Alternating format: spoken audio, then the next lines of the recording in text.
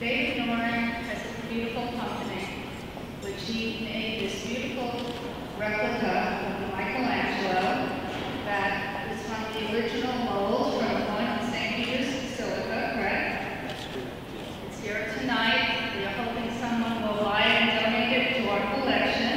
We're going to have a special chance to see it, as we're going to ask Prince Lorenzo and the Chief to please unveil the sculpture.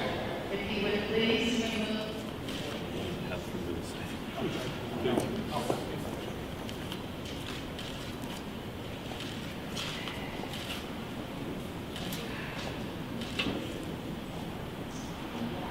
Just beautiful. Someone have a lady.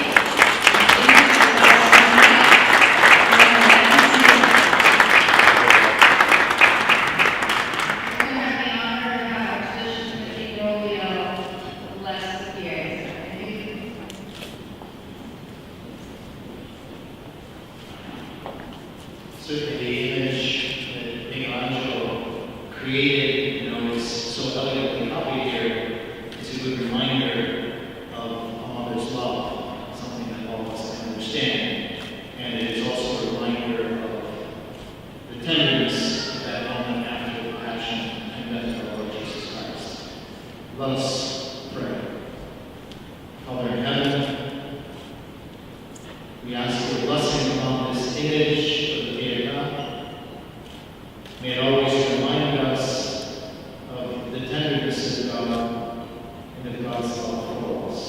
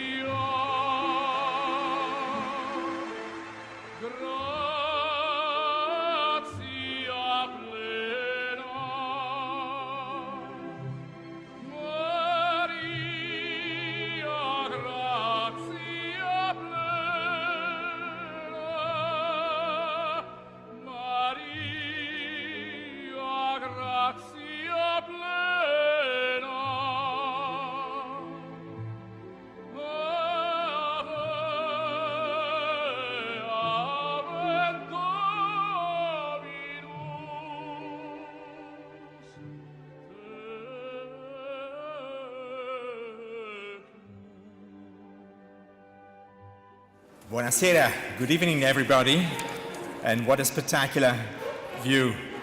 Let me say that really, Laura Denise and I, we are delighted to welcome you back to the Embassy of Italy for this third edition of the Roman Gala. And by the way, 3 is the perfect number, so it's quite a good omen, let me tell you. We are honored that you've chosen once again the Italian Embassy to help celebrate the National Museum of Catholic Art and Library. And by the way, it's a very timely celebration as it comes only 6 days after the meeting in Rome of President Obama with the Holy Father. For over 20 years, the museum and its founder, Mrs. Christina Cox, have strived to support Roman Catholic spiritual and religious art, and this, frankly, not only in the United States, but throughout the world. And together they've championed the cause of promoting Christian art and literature, and have created many opportunities for dialogue and cultural exchange between different religions and beliefs. The 2 popes whose canonization we will celebrate later this month, Pope John XXIII and, of course, Pope John Paul II, were both, interfaith pilgrims as well. And both of them, they strongly believed in opening towards other religions, and so the museum's mission is particularly time and perspective. Now, on another note, and looking at the other end of the hall, I trust that you all had a chance of admire the reproduction of Michelangelo's beautiful, spectacular Pietà, which, by the way, he sculpted when he was only 24. And this reproduction, together with the other works of art, I believe, truly adorns in a spectacular way the foyer here at the Italian Embassy. By the way, a reproduction which Archbishop Broglio just blessed, and we are grateful for him for that. On a personal note, I'm a great lover of this particular masterpiece. Of course, the original one is in Rome, in St. Peter's Basilica. As you enter to the right, quite a spectacular sight, let me tell you. Let me encourage you to go to Rome and visit, by the way, Michelangelo and the cathedral.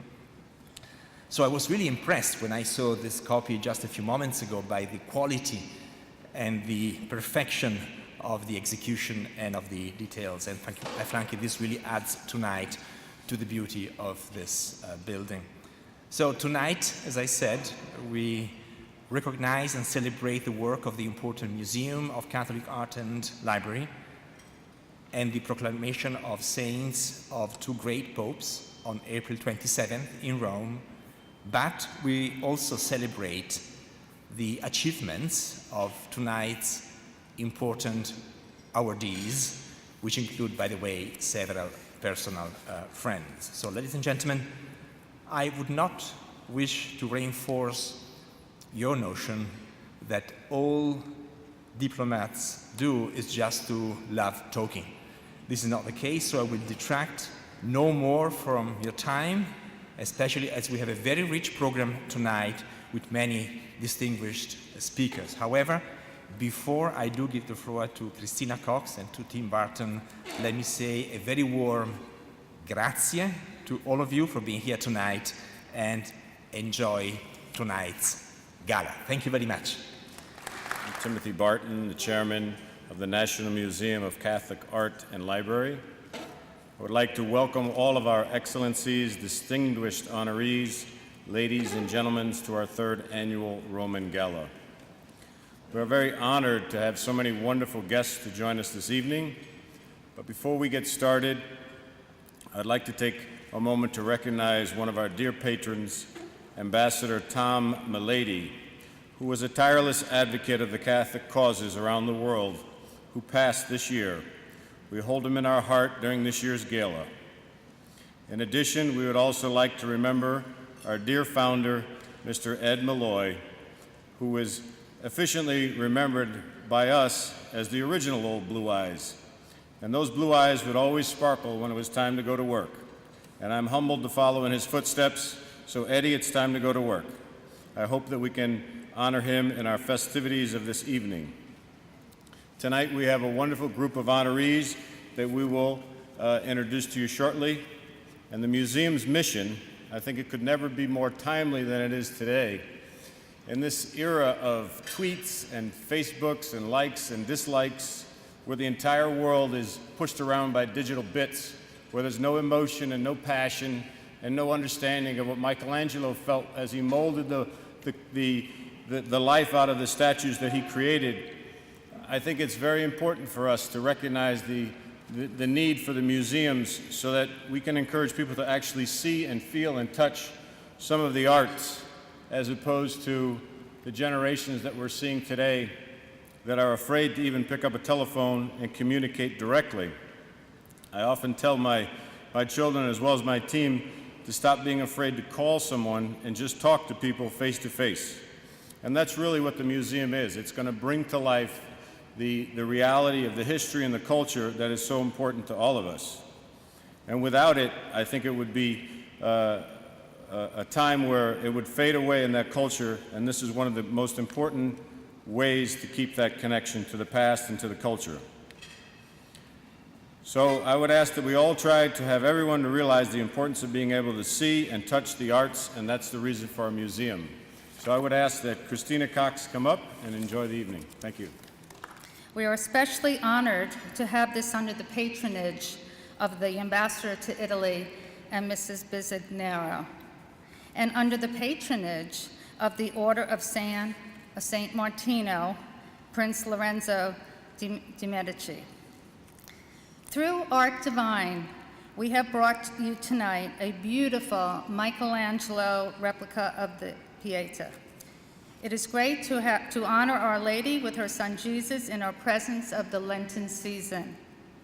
Through Michelangelo, through the Medici family, being a patron of the arts inspires us. This is what we expect to see in the museum: fabulous works of art, a home for great artists such as Claudia Hecht and her beautiful work of Our Lady of Guadalupe, Luis Parada, who celebrates the canonization of Pope John the 23rd and Pope John II, Pope John Paul II, correct, at St. Peter's Basilica on April 27th.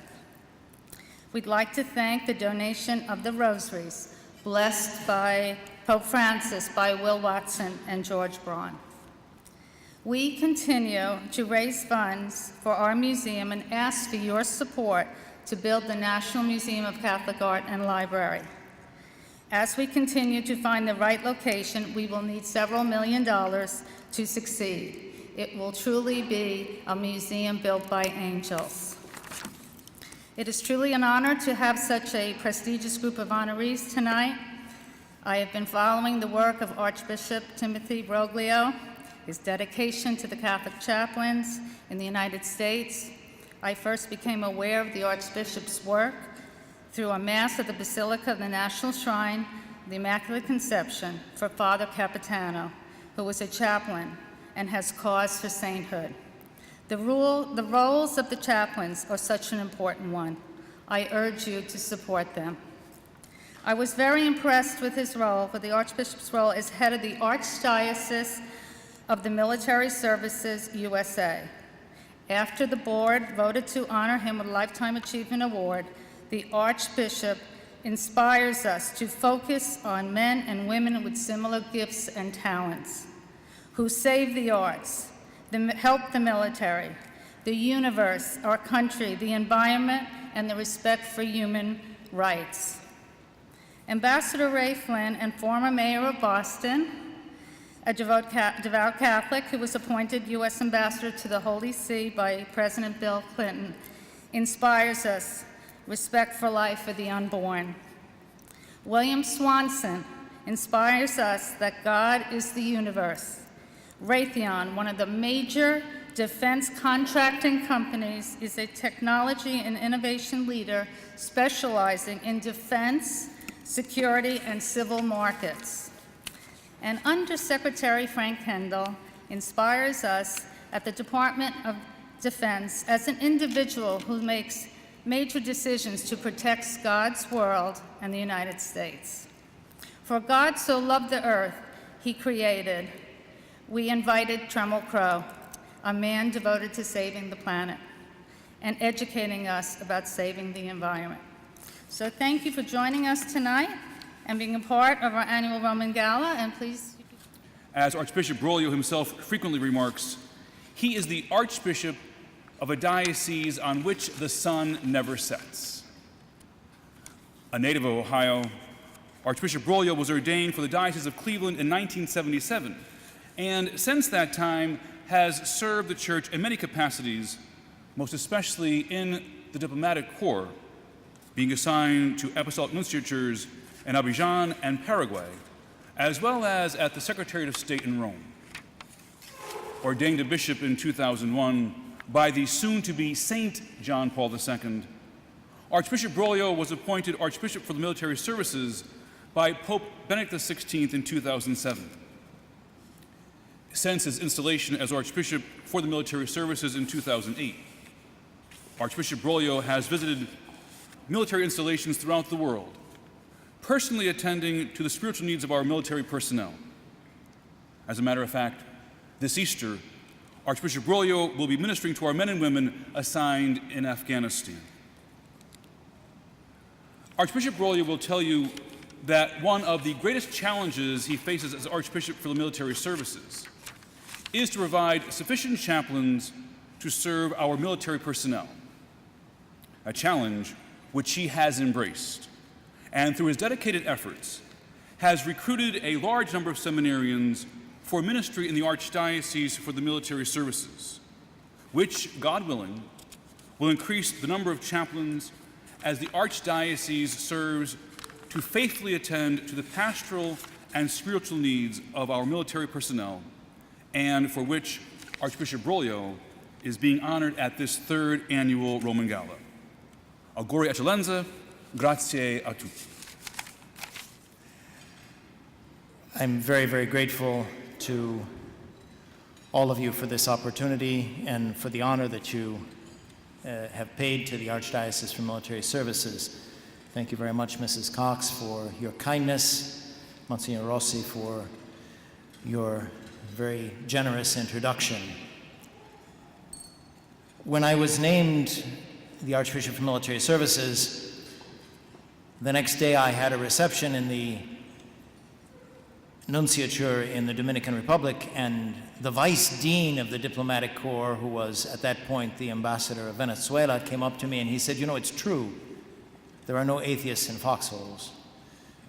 I've had to modify my understanding of that statement a little bit in the 6 years that I've served as the Archbishop for Military Services, but one of the things that has impressed me is the faith of our men and women in uniform and their families, and also the commitment of the chaplains who serve them. As the Lord tells us, man does not live by bread alone, we also know how we are uplifted by culture, by art, by music, by so many of those other expressions. And so it is very fitting this evening that we pause and we think about assuring that there is a proper museum for Catholic art and a library here in the nation's capital as a reminder of that other aspect of the human person. So again, thank you very much, Mrs. Cox, for this, I think, unmerited honor, and also congratulations to those who are honored with me, because you really have earned the distinction. Thank you very much.